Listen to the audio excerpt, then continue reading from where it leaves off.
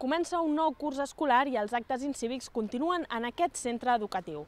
En els darrers 3 anys han patit robatori de material, destrosses de mobiliari escolar i fins i tot s'han convertit en un punt de trobada ideal per fer botellón. El centre ja ha demanat solucions al Consorci d'Educació, però de moment no ha pres mesures perquè la situació millori. Es dediquen a treure totes les eines de jardineria, fins i tot la carretilla i a la bassa. Uns vàndals van aprofitar la poca alçària de les tanques que envolten el centre per entrar-hi i fer malbé la bassa. Les portes dels magatzems tampoc no se salven dels actes incívics i són forçades per robar el material escolar. Fins ara, les pèrdues sumen prop de 3.000 euros.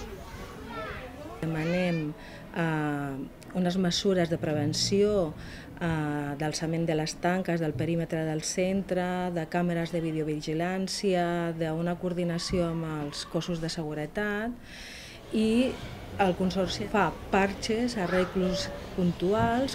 L'escola ja ha posat diverses denúncies i ha fet saber a les autoritats els problemes d'incivisme que pateixen, però no són els únics que lluiten per trobar una resposta. Et sents impotent perquè tampoc sabem què més fer. S'ha intentat buscar maneres de veure si hi havia alguna opció que poguéssim fer nosaltres, com a pares, d'acord amb l'escola sempre, no? Però per intentar millorar la seguretat.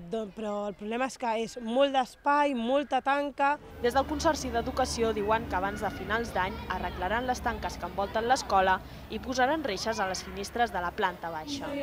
Però això no és tot. Segons han explicat a BTV, el proper 2013 destinaran una part del pressupost a fer un projecte que millori la seguretat del centre sense convertir-lo en un búnquer.